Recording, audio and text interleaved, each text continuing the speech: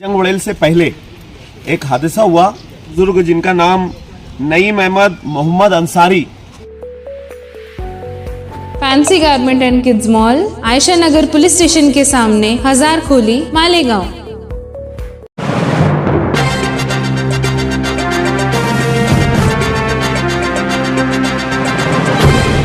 देखते रहिए the prime news Abdul Rahman के साथ। रात में तकरीबन 11:15 बजे के करीब में अजंग उड़ेल से पहले एक हादसा हुआ। एक गाड़ी वाले ने एक बुजुर्ग जिनका नाम नईम अहमद मोहम्मद अंसारी, ये रहने का पता इनका रमजानपुरा है, उम्र इनकी तकरीबन 52 साल के आसपास में है। इनका एक्सीडेंट रोड के ऊपर हुआ। ये रोड पे पैदल चल रहे थे, मारने के बाद उसके पीछे 2 टू व्हीलर वाले चल रहे थे गाड़ी के पीछे। वो गाड़ी टू व्हीलर वालों ने देखा कि यार एक गाड़ी वाले ने मार के भागा है, तो उन लोगों ने शायद उसका नंबर वगैरह कुछ तो भी ले लिया था और टू व्हीलर वाले भी आगे बड़े मियाँ को उठा के अजंग उड़ेल के कुछ कार्यकर्ता थे, उन्होंने एम्बुलेंस के जरिए सिविल हॉस्पिटल भेजा। वहाँ पे चौधरी दादा को इन्फॉर्म किया गया। चौधरी दादा वन्नेर पुलिस स्टेशन के अंदर ड्यूटी पे।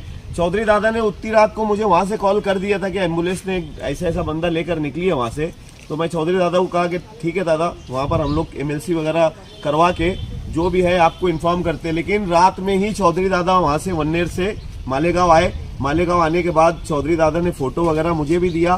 हम लोगों ने रात में फोटो वायरल किया। हमारे शहर के कुछ सोशल वर्कर भी यहाँ पर आए थे, उन्होंने भी हेल्प की। PM रूम में उनको रखने के बाद उन लोगों ने भी फोटो वगैरह वायरल किया। सुबह जो पोस्ट चली, जो पोस्ट लोगों ने देखा, तो उसके अंदर उनके जो ये भतीजे लगते हैं या भाई लगते हैं शायद, इन्होंने वो पोस्ट देखने के फौरन बाद मुझे कॉल किया। तो मैं उनसे कहा कि आप सिविल हॉस्पिटल आ जाओ।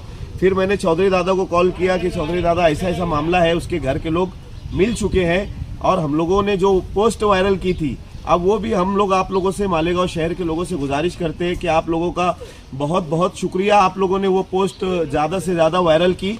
हम लोगों को काफ़ी उस ताल्लुक से फ़ोन आ रहे हैं, तो अब वो पोस्ट को वायरल ना करें। उनके घर के लोग मिल चुके हैं, ये उनके बड़े भाई है और ये उनसे छोटे थे।